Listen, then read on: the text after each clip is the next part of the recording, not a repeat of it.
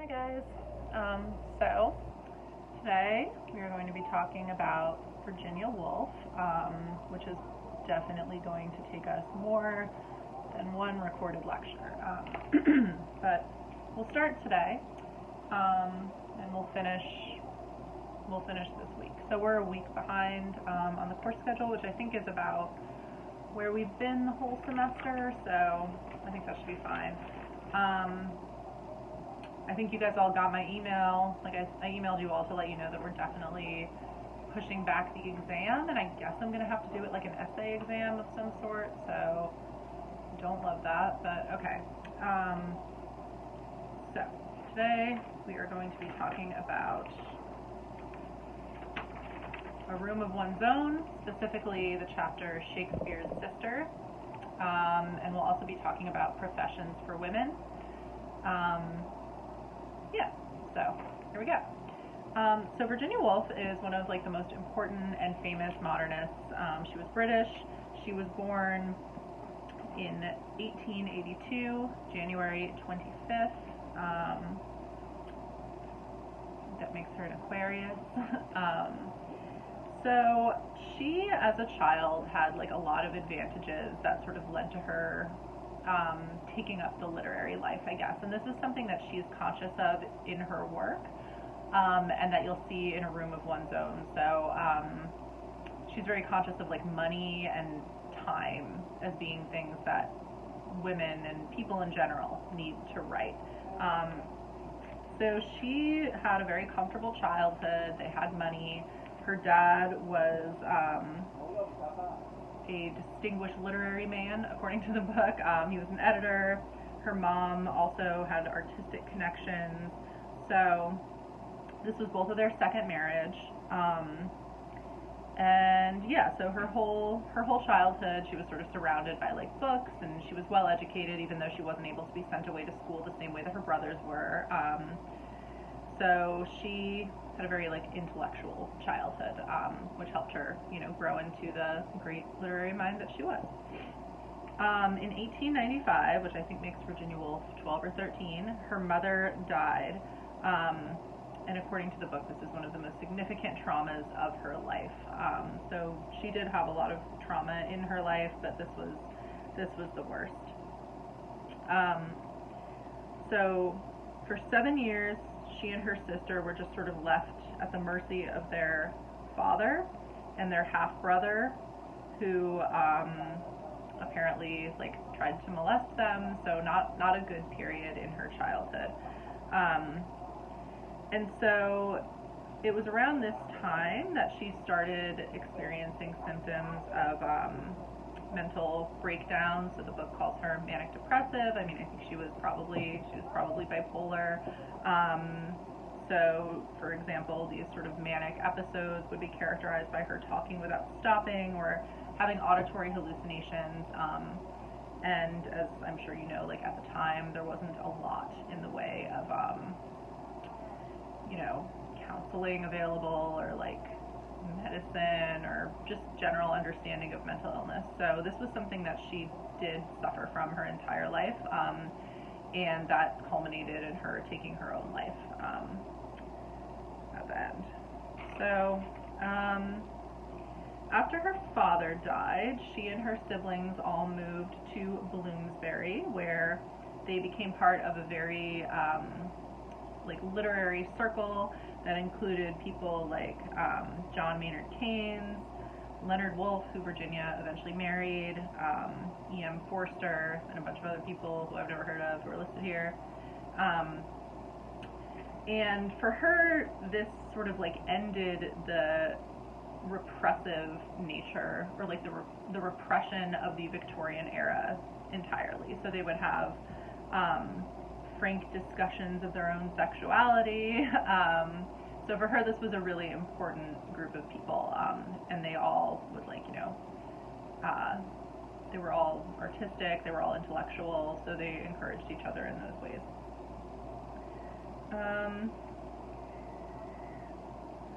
In 1906, her brother Toby died of typhoid fever very suddenly, and Virginia also was ill with that for a long time.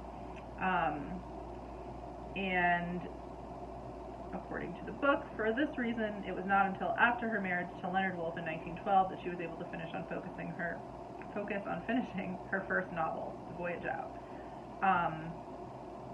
So a lot of her early life was sort of marked by like these deaths and tragedies that got in the way of her ability to be a productive writer.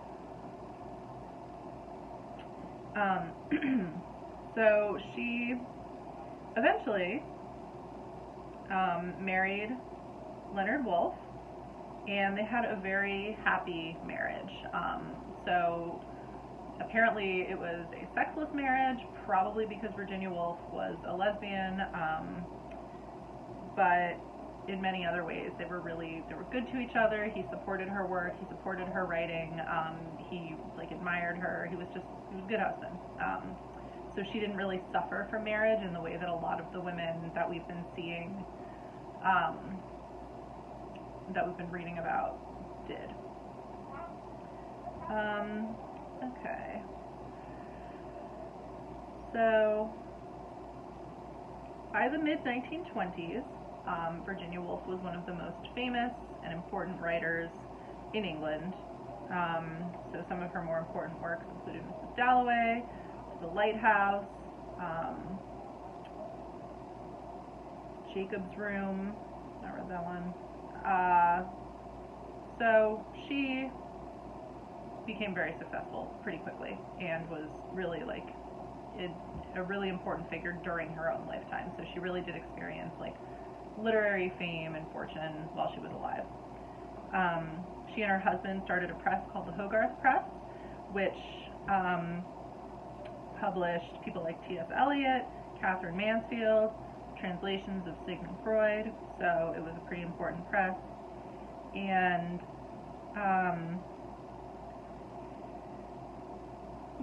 so in many ways, her like literary project, or like the way she saw herself as a writer, was as an outsider, or at least as someone who inherited the feeling of being an outsider because she is a woman, and because as a woman she really can't look like further than the 1800s, maybe the 1700s, for like valid accounts of women's lives and for work written by women that could serve as kind of models for her own work, and that's something that she talks about in A Room of One's Own. In the early 1920s, she met Victoria Sackville West, and this was really the great love affair of her life. She called her Vida, and this passion inspired the book Orlando, and maybe also had something to do with the writing of A Room of One's Own. And in the 1930s, fascism came to Europe, and things were not looking good. Hitler was coming to power. Her husband was Jewish, so they were very well aware of how dangerous it would be if the Germans like invaded London, and she felt that she was going, as she says here, going mad again. And so on March 28th, 1941, she put stones in her pockets and walked into the river near her house, and ended her life. So I think this happens a lot to like female writers in particular, where they become more famous for their suicides than they do for the work they did while they were alive. This is true of Sylvia Plath and Anne Sexton too, I think. But the book here really does not want you to dwell on that, right? Like and you should not. She was really successful.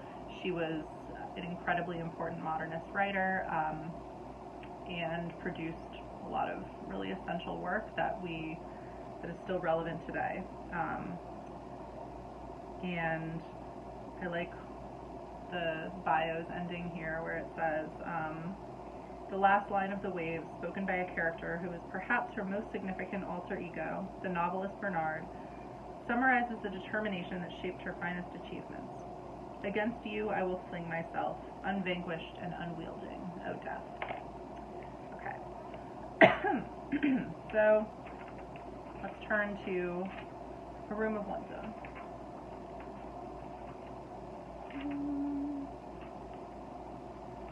So this begins on the bottom of page 237, and this is the chapter Shakespeare's Sister, in which Woolf imagines what would have happened had Shakespeare had a sister, and then tells us that he actually did have a sister, but the point of what she's doing here is to imagine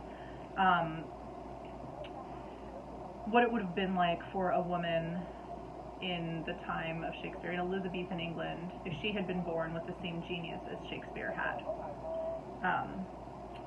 So her central question here, why didn't women write? Right? Like, why can't she look to Elizabethan England and see models of female literary productivity in the same way that men can with Shakespeare? She says, it is a perennial puzzle why no woman wrote a word of that extraordinary literature when every other man, it seemed, was capable of song or sonnet. And then she kind of gets at the way in which material life influences creativity. So this is kind of what I was pointing at, is her own self-consciousness that her advantages of money and education were really important in becoming a writer. So she says on page 238,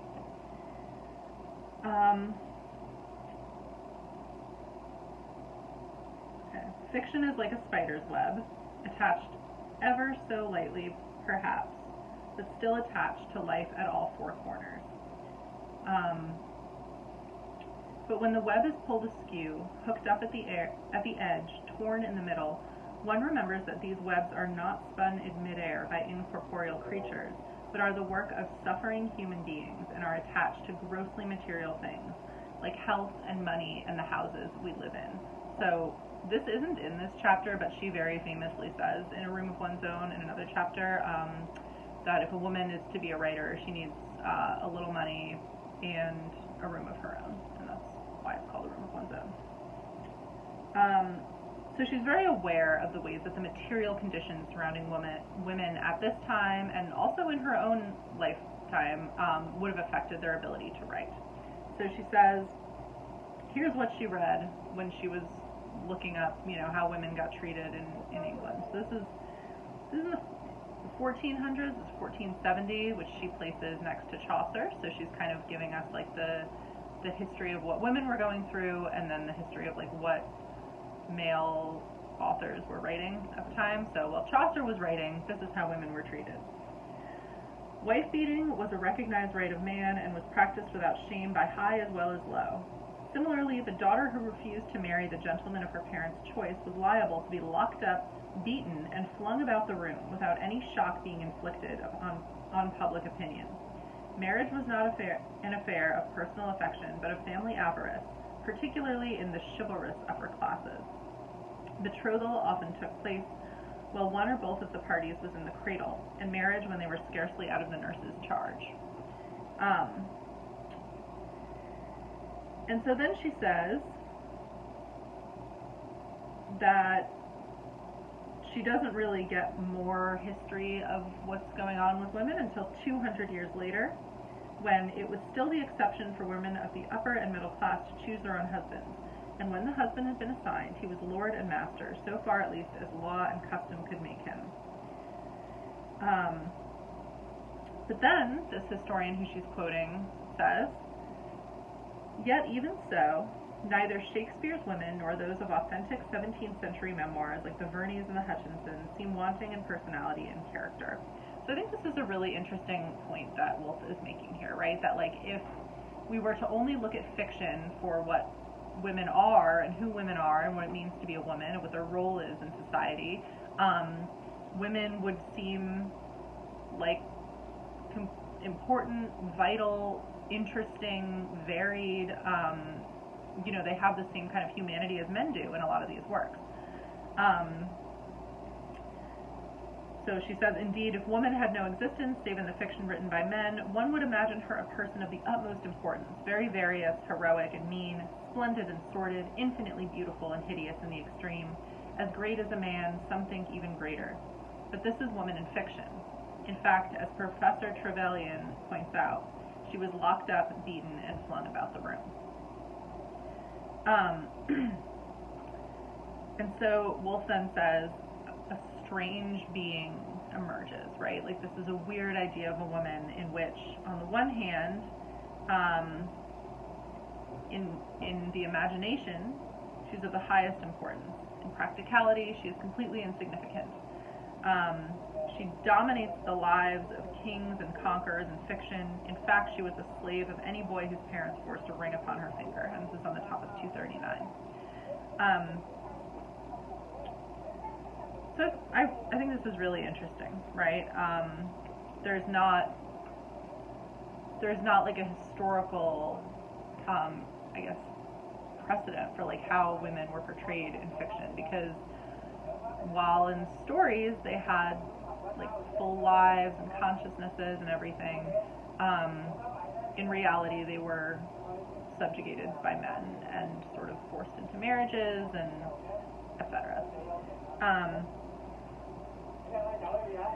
So then she kind of says, you know, this weird like paradox between like the fictional woman and the factual woman doesn't actually exist, right? Like, this isn't, she's not a composite being, but rather the truth is maybe somewhere in the middle, right? So she says she is Mrs. Martin, age 36, dressed in blue, wearing a black hat and brown shoes, but not losing sight of fiction either, that she is a vessel in which all sorts of spirits and forces are coursing and flashing perpetually.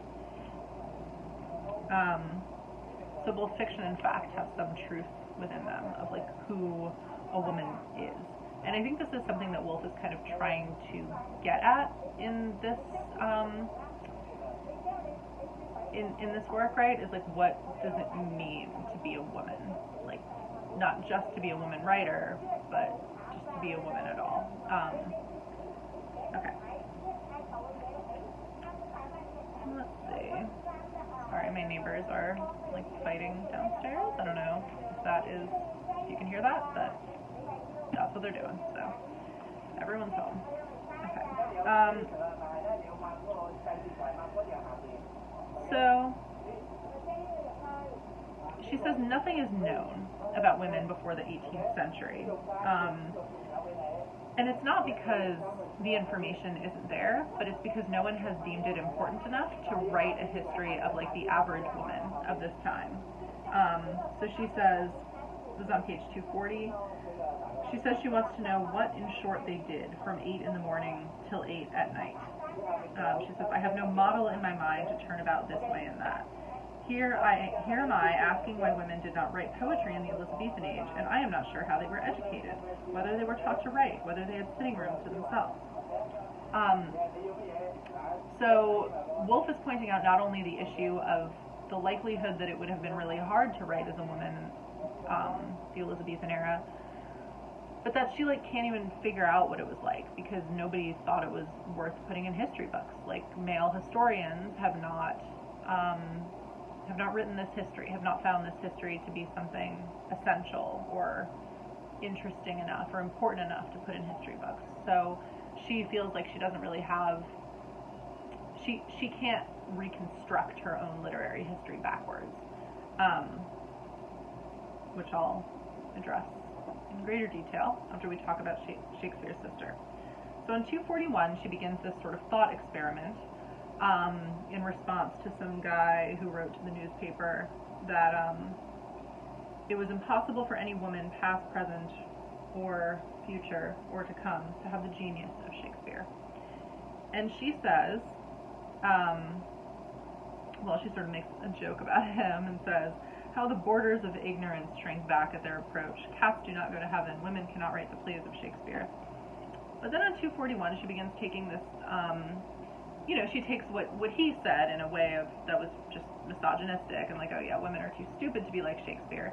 And she says, well, no, you might be right, but it's not because women are too stupid to be like Shakespeare. It's because if a woman were to have the genius of Shakespeare, she would be like unable to achieve what Shakespeare achieved. And so she kind of goes through this thought experiment and imagines Shakespeare having a sister named Judith. So Judith's life is set here in relief to William Shakespeare's life. So William is able to kind of satisfy his taste for adventure, his taste for literature, for theater, by simply getting educated and then going to London and joining the theater, because that was fine. He was a man, he could do that. Judith, on the other hand, in this imagined scenario, is stuck at home. She doesn't get to go to school. She reads a little of her own accord, but she doesn't get to learn, Greek and Latin and all the things that young boys would have been taught at the time. And again, keep in mind that Virginia Woolf herself was forced to stay at home and learn from a governess while her brothers were sent away to school to get ostensibly a better education. And then eventually Judith is married off to the son of a neighboring wool stapler. The guy who buys wool. Okay. And for crying out that marriage was hateful to her, she is beaten by her father. But then her father says, please do this, and she feels terrible and guilty. And she's only 16 in this scenario. But despite, all of his appeals, violent, emotional, etc., Judith decides to run away. So already in this scenario, you're seeing that this woman of genius has to have a real reserve of courage and strength and independence to run away from her family at the age of 16 to try to go join the theater and to get out of this marriage, which probably would have been a pretty comfortable situation for her, right? Her parents arranged it for her so that it would be comfortable and she would be able to just live, a reasonably prosperous life. So when she gets to London and says she wants to act, the men laugh in her face. She can't get training. The manager, Woolf says, bellowed something about poodles dancing and women acting. So that's how absurd it would have been to the men in the theater that she could have possibly acted. And then the actor manager took pity on her, but she ends up sleeping with him, becomes pregnant, and kills herself. And so this is what she thinks would happen if someone had Shakespeare's genius but was a woman in Shakespeare's time. And I think in the discussion forum we can kind of talk through, how likely you think this would have been, or I don't know, how good of a description this is. But I personally think it makes a lot of sense, right? There's a lot that she has to overcome, and ultimately, I mean, she wouldn't have, I think it's telling that she becomes pregnant because Woolf is kind of pointing out the double standard of William Shakespeare would have been able to be as promiscuous as he wanted, right? Because men couldn't get pregnant. But his sister, if she tries to do the same thing, which I don't even think she was doing, right? I think there's this implication here that she kind of felt that she had to sleep with him because he was going to help her.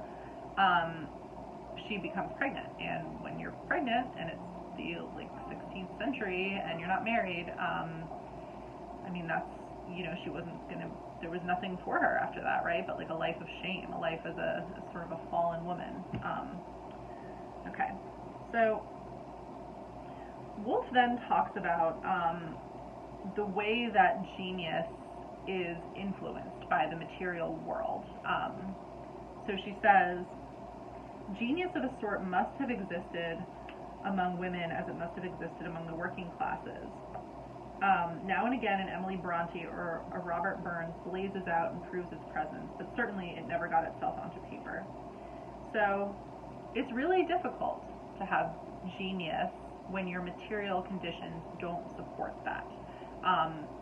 So again, to return to the idea, right, of a woman needs a room of her own and a little money if she's going to be a writer.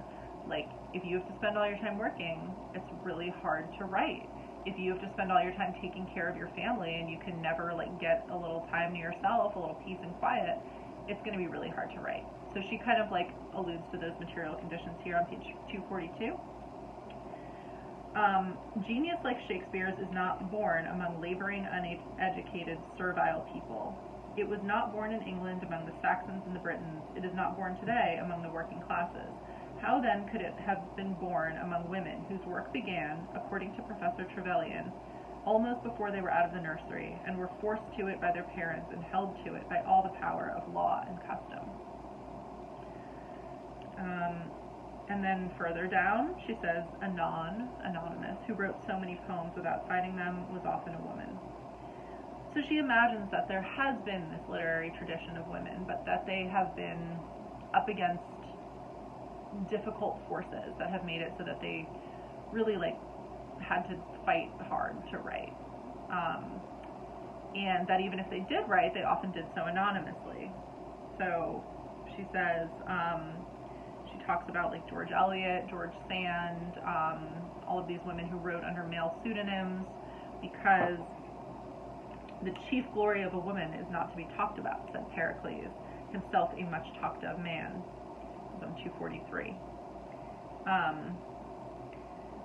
So she says that men have essentially created a society in which publicity in women is detestable. Anonymity runs in their blood. The desire to be veiled still possesses them, which I think is interesting. So we can kind of talk about that in the discussion forum as well. And then she ends by saying that it is the work of women of her time and of any women in the audience. She's definitely speaking to like a female audience here. That it's up to us as women to write and to create this literary tradition and to be writing so much that it becomes both normal and celebrated for women to be writers, and that only under those conditions will someone with the genius of Shakespeare's sister finally be born and finally be able to produce her work. And it's important to keep in mind this idea of like modernism and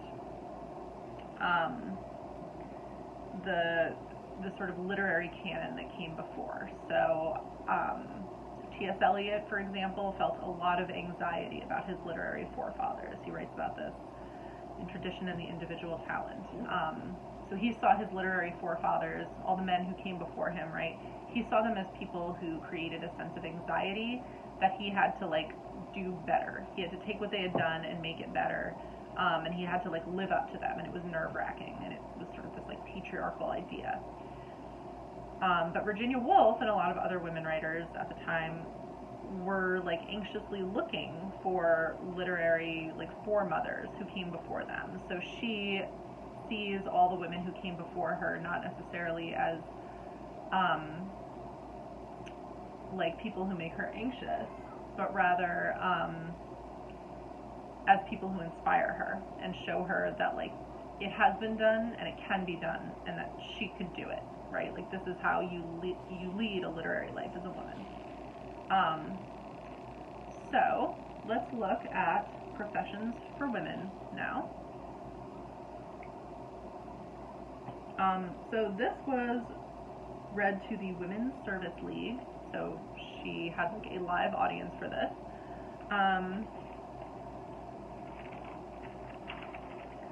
Okay. So she thanks her literary foremothers. She says on page 244, where this begins, the road was cut many years ago by Fanny Burney, by Aphra Behn, by Harriet Martineau, by Jane Austen, by George Eliot. Many famous women and many more unknown and forgotten have been before me, making the path smooth and regulating my steps. So she says that it is like easy for her to be a writer, right? Because economically, it costs nothing to be a writer, right? You need like pen, you need paper, you need envelopes, and you need stamps. And that's it. And she explicitly says that like this is why there are so many women writers as opposed to other art forms, is because women were not given their own money. and so they turned to whatever was cheapest. So she tells us this little anecdote in which she sold her first article and bought a Persian cat, which I love. But then she talks about this idea of like the internal struggles that she had as a woman writer. So even though when she was writing in like the early 1900s, it was no longer like crazy for a woman to write, right? Like she was encouraged. She says, you know, there were very few material obstacles in my way. Writing was a reputable and harmless occupation. The family peace was not broken by the scratching of a pen. No demand was made upon the family purse. So she doesn't have outside material factors hindering her ability to write, and she is very aware of how those can hinder other people. But what does hinder her are these two, like, phantoms. So the angel in the house is the phantom that haunts her of what she has been taught that a woman should be and do. So we've talked about this in class, right? The angel in the house from the Coventry Padmore poem is just the perfect Victorian woman, right? She's like totally self-sacrificing. She just spends her whole life taking care of her family, taking care of her house, her domestic space, etc. And Woolf doesn't want to give into that pressure, right? And I think it's really interesting how she writes about this, because she is very aware that this is not something she should give into, right? But it's still there. And I think this is something that's like relevant today too, right? Because obviously, like, you know, it's, if you're a woman, you can still like go to college, you don't have to get married, there's like all these things. We can kind of do whatever we want now. But I still think that many women are sort of haunted by this specter of like what you should be or what you should do. So the angel in the house is kind of like a societal standard that Woolf is talking about. And I think we still have our own today, right? Like we have our own societal standards that make it hard to be, like, that I guess women have to grapple with, particularly like ambitious women like Woolf. So the angel in the house is pure, and she finds this angel haunting her because she is writing a review of a book by a man, and she thinks that the angel in the house as a phantom encourages her to be really nice, right? Like to say that it was good and not to put her own opinions out there too aggressively, right? So she says she tried to kill her. She says on 245, I turned upon her and caught her by the throat. I did my best to kill her. My excuse, if I were to be had up in a court of law, would be that I acted in self-defense. Had I not killed her, she would have killed me. She would have plucked the heart out of my writing. For as I have found, directly I put pen to paper, you cannot review even a novel without having a mind of your own, without expressing what you think to be the truth about human relations, morality, sex. And all these questions, according to the angel of the house, cannot be dealt with freely and openly by women. They must charm, they must conciliate, they must, to put it bluntly, tell lies if they are to succeed. And Woolf did not want to tell lies. And so she says that in the end, although there was a struggle, she was able to kill her. But what I think is really important that she points out here at the bottom of the page, we're still on 245, she says, killing the angel in the house took much time that had better have been spent upon learning Greek grammar or in roaming the world in search of adventures. But it was a real experience. It was an experience that was bound to befall all women writers at that time. Killing the angel in the house was part of the occupation of a woman writer. And this is something we've kind of discussed in class too, like the way in which so many women, like of great genius and great talent, ended up kind of having to spend all of their time talking about why women should have rights, right? Like this stuff that should be obvious, and that maybe they could have also spent time like learning Greek, you know, like I think it's you know, it's something to just always be cognizant of like what kind of art would we have by people who are not white men, straight white men, cis white men, um, if everyone had just always been allowed to make whatever kind of art they wanted, as opposed to feeling like they had to struggle to get out from under these societal expectations first, you know? Okay, so she kills the angel, and then on the bottom of 246, she tells us about the other issue that she had, the other thing she encountered. So remember, part of the problem with the angel in the house is that it was making the phantom of this expectation was making Woolf feel that she could not tell the truth because she needed to be nice and conciliatory more than anything. She was not meant to have a mind of her own. And so the problem again that she runs into is with truth. So this is on the bottom of page 246. She gives us this conceit of a woman who is like letting her imagination just spread throughout like an ocean. Oh, she's a fisherman lying sunk in dreams on the verge of a deep lake with a rod held out over the water. She was letting her imagination sweep unchecked round every rock and cranny of the world that lies submerged in the depths of our unconscious being, which I think is a beautiful way to describe like the artistic, imaginative process. But then she says, now came the experience that I believe to be far commoner with women writers than with men. The line raced through the girl's fingers. Her imagination had rushed away. It had sought the pools, the depths, the dark places where the largest fish slumber. And then there was a smash. There was an explosion. There was foam and confusion. The imagination had dashed itself against something hard. The girl was roused from her dream. So in this conceit, the girl is doing the exact same thing as any writer does, any male writer does. But as she is imagining, she encounters this limit upon her imagination, because she had thought of something. 246 bottom. Something about the body, about the passions, which it was unfitting for her as a woman to say. Men, her reason told her, would be shocked. The consciousness of what men will say of a woman who speaks the truth about her passions had roused her from the artist's state of unconsciousness. She could write no more. The trance was over. Her imagination could work no longer.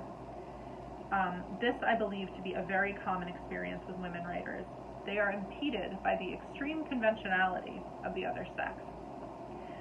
So what she's essentially saying here is that women writers have limits imposed upon them by male writers who think that women shouldn't say or think or engage in certain things. And Woolf is very explicitly talking here about like the erotic life, right? She says, telling the truth about my own experiences as a body is a problem that she does not think she's solved. So she was able to kill the angel in the house, but she still doesn't know how to write with truth about female erotic experiences. And keep in mind, right, that like Woolf, the great love affair of her life was with a woman, so it would have even been more difficult for her at this time to write about. Okay, so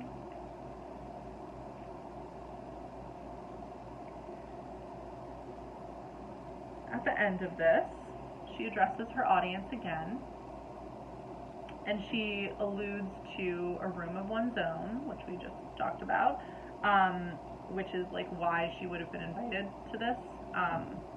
She says, the whole position as I see it, here in this hall, surrounded by women practicing for the first time in history, I know not how many different professions, is one of extraordinary interest and importance. You have won rooms of your own, in the house hitherto exclusively owned by men. You are able, though not without great labor and effort, to pay the rent. You are earning your £500 a year, which is the amount of money that Woolf said a woman needs if she wants to be a writer. But this freedom is only a beginning. The room is your own, but it is still bare. It has to be furnished, it has to be decorated, it has to be shared. How are you going to furnish it? How are you going to decorate it? With whom are you going to share it, and upon what terms?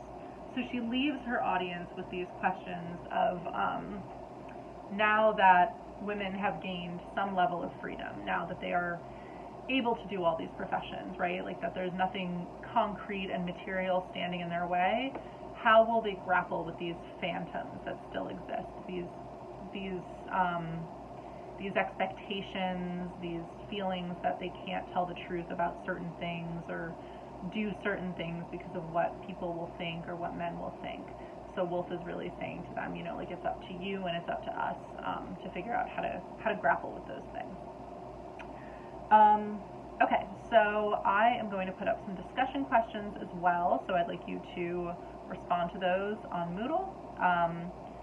And next time we will be discussing the death of the moth and the pin, forgetting what it's called.